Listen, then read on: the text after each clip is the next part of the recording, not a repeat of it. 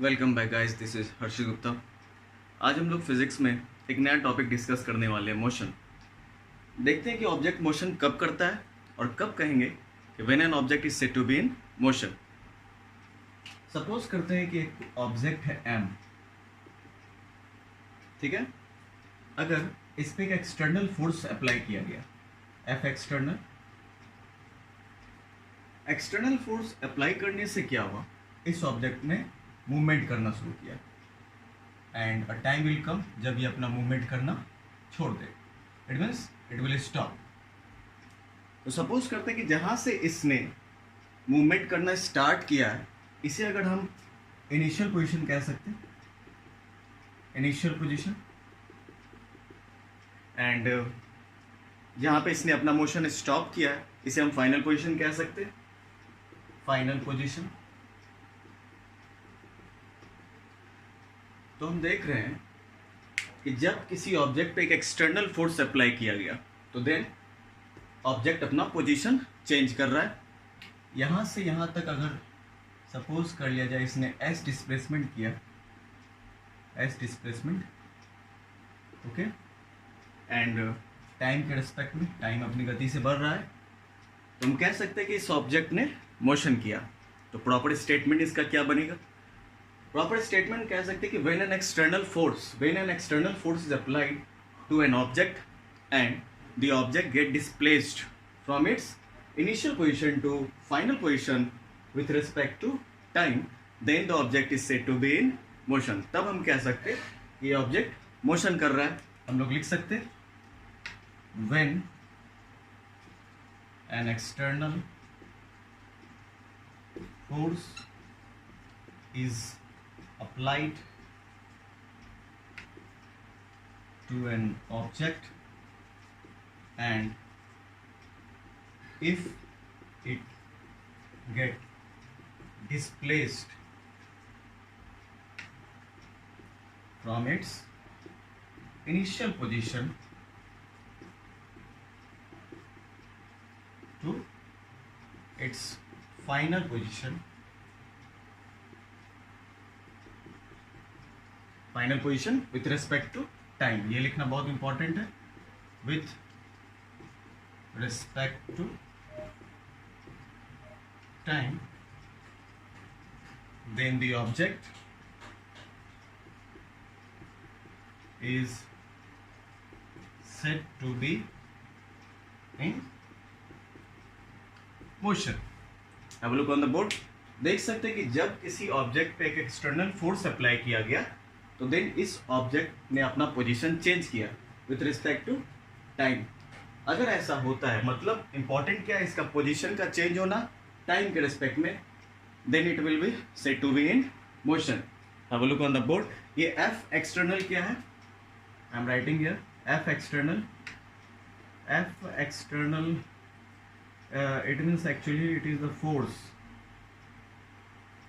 that has been applied externally, okay. Have a look on the board. So guys, have a look on the board. देख सकते हैं आप कि जब position और टाइम, ये दोनों चीज़ बहुत इंपॉर्टेंट, ओके। तो मोशन क्लियर है। Now will discuss about the path. ये जो पाथ है, जिस पाथ पे ये ट्रेवल करता है ऑब्जेक्ट, ठीक है, इट मीन्स नॉर्मली जिसे हम डिस्टेंस कहते हैं, इस पे डिस्कस करना है, क्योंकि डिस्टेंस और एक टर्म आएगा डिस्प्लेसमेंट, ये दोनों को समझना बहुत ज़रूरी है, इन दोनों को डिस्टिंग्विश करना बहुत ज़रूरी है। जब भी क्लियर हो पाएगा तो I am erasing this part. Now will discuss about the distance and displacement.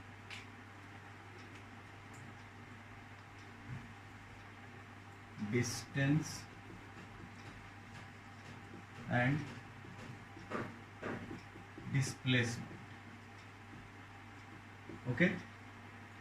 देख सकते हैं, सपोज करते हैं ये पॉइंट ए है, ये पॉइंट बी,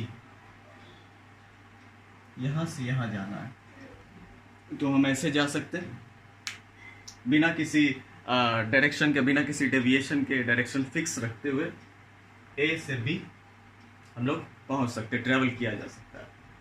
एक ऐसा भी हो सकता है सेक्शन, सपोज करते हैं एक दूसरा फिगर, इसे ट्रैवल करने के लिए बहुत सारा एक कर्व पाथ, मतलब आप देख सकते हैं कि इस वाले पार्ट में, इस सेक्शन में हमने डायरेक्शन को चेंज नहीं किया, डायरेक्शन फिक्स है जब तक हम अपने डेस्टिनेशन से पहुंच न जाए। बट इस केस में आप देख रहे हैं कि हर मोमेंट डायरेक्शन चेंज कर रहा है। Okay, moment to moment direction change. तो यहाँ पे इंपॉर्टेंट क्या है, डायरेक्शन जो हो रहा है मोशन का, कि ऑब्जेक्ट का जो डायरेक्शन है वो चेंज हो रहा है या नहीं हो रहा है। तो इस केस में हम देख रहे हैं कि डायरेक्शन ऑलवेज इज फिक्स्ड, एक ही जैसा डायरेक्शन, बट इसमें डायरेक्शन मोमेंटरी है, हर मोमेंट ही चेंज कर रहा है। तो इस टाइप के डिस्टेंस को हम लोग कहते हैं डिस्प्लेसमेंट। इसे क्या कहा गया, डिस्प्लेसमेंट। बट इस केस में इसे हम नॉर्मली डिस्टेंस ही कहते हैं। Okay, have a look on the board. देख सकते हैं आप कि अगर डायरेक्शन चेंज हो रहा है और नहीं हो रहा है, ये दोनों अगर हो रहा है तो then it is normally a distance, and if direction fix है तो then it is a displacement. तो जब डायरेक्शन की बात किया तो ये डिस्प्लेसमेंट, तो इसका मतलब ये है कि ये एक प्रकार का क्या हो गया, वेक्टर क्वांटिटी हो गया, वेक्टर क्वांटिटी। और ये इसमें सिर्फ हम लोग इसके मैग्नीट्यूड की बात कर रहे हैं, तो ये एक स्केलर क्वांटिटी है, scalar quantity. Okay, we'll discuss about the vector and scalar quantity later on। देख सकते हैं आप, तो डिस्प्लेसमेंट भी एक प्रकार का डिस्टेंस ही है, but when travel in a particular direction, इसे हम लोग लिख सकते हैं ए distance travelled in a particular direction. But ये नॉर्मली क्या है, ये लेंथ ऑफ द पाथ है। आप इसे कह सकते हैं direction is not fixed and it is the total length of the path, total length of the path. And here we can write कि it is actually the shortest distance object के बीच में, डेस्टिनेशन इनिशियल और final position के बीच में, shortest distance we can write, shortest distance. ये displacement and ये डिस्टेंस दोनों एक प्रकार का, देख सकते हैं कि दोनों एक प्रकार का लेंथ है। ठीक है, तो लेंथ को हम लोग मेजर किस में करते हैं, मीटर में करते हैं, इसलिए यूनिट क्या हो जाएगा, मीटर ही हो जाएगा। इसका भी क्या हो जाएगा, लेंथ को मेजर करते हैं हम लोग मीटर में, सो ऐसा यूनिट तो दोनों का सेम ही होना है, क्योंकि दोनों तो एक ही चीज़ है, बट चेंज क्या है, डायरेक्शन। तो गाइस आप लोगों ने देखा कि ये डिस्प्लेसमेंट और डिस्टेंस, ये दोनों बेसिक चीज़ है। मोशन को पढ़ने के लिए, समझने के लिए हमें इन दोनों चीज़ों को जानना होगा।